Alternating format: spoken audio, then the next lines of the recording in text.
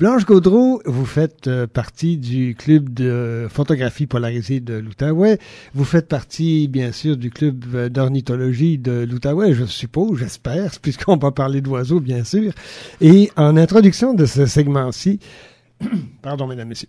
En introduction de ce segment-ci, vous avez écrit un texte qui s'intitule « Au pays du plongeon huard ». J'aimerais, pour nos auditeurs, que vous nous lisiez le début, mettons les 2 premiers paragraphes, par exemple, de ce texte que vous avez écrit. Vous allez voir, mesdames, messieurs, je pense que ça résume, mal, mais ça résume, parce que ça ne va pas être un complet, bien sûr, mais ça résume un tout petit peu ce que nous allons parler. D'accord. Juste pour situer les gens qui nous écoutent, je suis partie dans le nord de l'Outaouais avec le groupe Expédition Nature à faire de la photographie des huards sur un lac. Tout à fait. Alors, j'en ai fait une exposition qui s'appelle « Au pays du plongeon huard ». Chaque safari photo nous réserve des surprises. Au début d'une démarche photographique, il y a toujours des attentes, mais il y a surtout une soif de découverte et une recherche esthétique. Chaque matin, à la barre du jour, la nature nous présente un visage différent, une fresque renouvelée et des acteurs surprenants. Ce qui importe, c'est d'avoir assez d'ouverture d'esprit pour pouvoir capter tout ce qu'elle nous offre.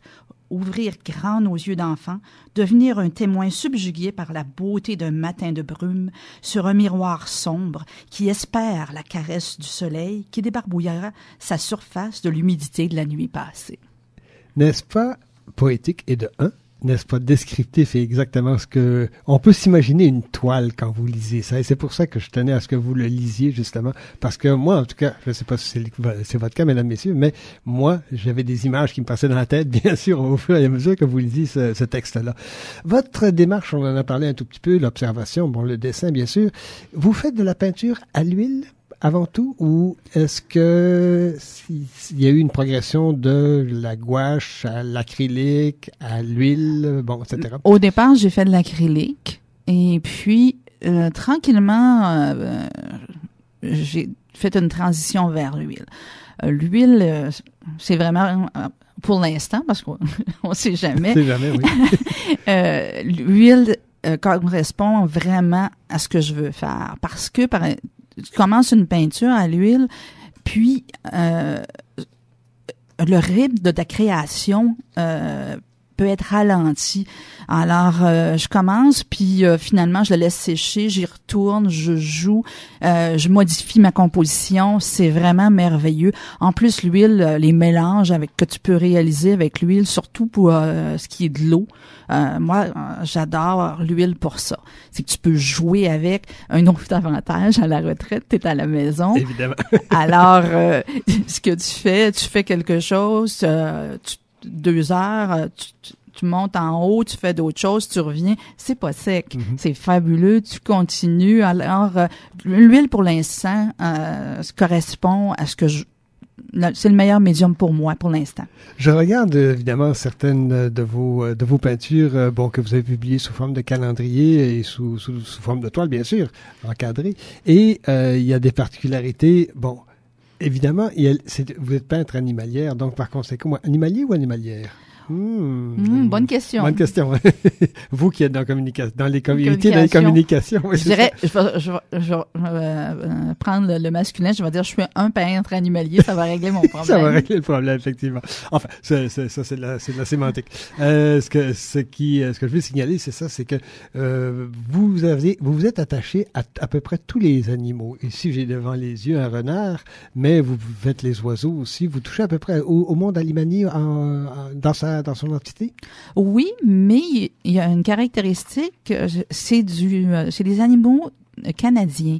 Je fais pas, par exemple, l'africain ou des choses comme ça, justement parce que je me rendrai jamais en Afrique ou des choses comme ça. Puis j'en ai pas vraiment besoin non plus. Puis je trouve qu'on a ici une faune tellement variée, tellement extraordinaire qu'on n'a pas besoin de s'éloigner pour trouver des sujets extraordinaires.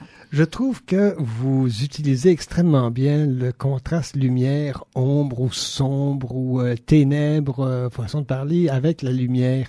Est-ce que c'est volontaire ou est-ce que c'est vraiment... en d'autres mots, est-ce que c'est ce que vous avez pris en photo ou est-ce que vous vous permettez aussi d'interpréter? Il faut interpréter. Parce que la photo, c'est un médium, la peinture, c'est un autre médium. Alors, puis je reproduis pas ce qu'il y a dans la photo. Je vous regarde, là, vous avez les 3 petits renards. Les 3 renards existent vraiment. Les renards étaient en pension, si je peux dire, au parc Omega parce qu'ils avaient perdu leurs parents. Alors, toute la thématique part des renards, mais tout le paysage qu'il y a autour, tout l'environnement, puis ses rêves de liberté. Alors, les pauvres étaient en cage, alors j'ai créé tout un environnement. Alors, c'est vraiment ça. Et souvent, il y a une thématique qui est vraiment créée à partir d'une idée. Vous regardez La vie en rose, il y avait un champ complètement rose quand je suis sortie de l'étang. C'était d'une beauté, puis c'était une belle après-midi. Alors, j'ai créé La vie en rose. C'est un paysage, il n'y a pas d'animaux dans celui-là. Du tout, absolument pas. Il y a une maison, une petite cabane. Une petite cabane en arrière pour la composition. Mais puis j'ai eu beaucoup de plaisir avec le rose. Là, c'est la palette dans cette toile-là qui prédomine. T'sais. Tout à fait. Ce qui est vraiment particulier avec ce que vous faites également, c'est que vous contextualisez par des vignettes, par des notices explicatives complémentaires, je dirais, ce que l'on peut voir, ce que l'on peut observer. Ça vous est vraiment propre. 1, pourquoi est-ce que vous faites ça? Et 2, est-ce que ça ajoute à celui qui regarde les toiles quelque chose de plus? C'est qu'en réalité, toutes mes toiles sont créées à partir de quelque chose de vécu. Alors, je veux que le visiteur comprenne le cheminement qu'il y a eu. Alors, je lui donne un texte qui est la clé de la toile. Alors, finalement, en lisant le texte, il regarde la toile avec des yeux différents. Pour ce qui est des animaux, souvent, j'explique que dans quel contexte j'ai vu cet animal-là. Et puis, il y a aussi une thématique écologique dans certains cas. Alors, mais il y a vraiment toujours une thématique à l'arrière. Puis dans toutes mes expositions solo que j'ai fait à date, j'en avais fait 2, j'ai imprimé ce que j'appelle les carnets de création.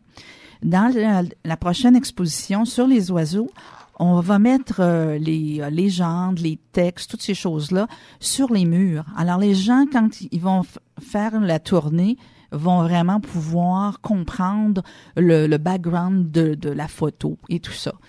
C'est très tendre aussi. Je viens de feuilleter et j'invite les gens, bien sûr, à acheter un coup d'œil sur ce que vous faites et votre calendrier, entre autres, parce que c'est celui-là que j'ai dans les mains. Mais il y a aussi beaucoup de tendresse dans beaucoup de pinceaux.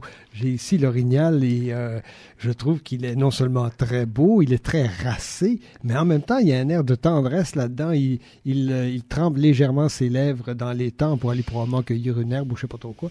Mais c'est vraiment, c'est une belle tendresse, effectivement. Est-ce que vous mettez un peu de tendresse dans ce que vous faites? Il va y avoir de la tendresse, il va y avoir beaucoup de mouvement, surtout pour les oiseaux. Je veux donner l'impression qu'on a quand on voit un oiseau voler, par exemple. Des fois, c'est juste la couleur qui passe, on voit rien d'autre. Pour ce qui est des animaux, oui, il y a la tendresse, mais il peut y avoir aussi des caractéristiques. J'ai une de mes toiles qui, en réalité, décrit des loups qui s'avancent vers des wapitis. Alors c'est pas tendre du tout. Non, effectivement, il y a quelque chose au bout de la ligne, c'est ça. Il y a un repas quelque part. Ça en vient. Alors il peut y avoir des choses comme ça. Il peut y avoir aussi des études, des têtes particulièrement. Là, j'adore faire des têtes d'animaux. Alors à ce moment-là, c'est plus des études. Mais chaque animal dans mes peintures va avoir une personnalité. Ça, j'y tiens mordicus. Et ça se voit. C'est peut-être le mauvais terme d'émotion je parlais, mais effectivement, c'est la personnalité de l'orignal que l'on retrouve sans aucun doute, effectivement. On va aller à une autre pièce, parlant de pièce, une autre pièce musicale.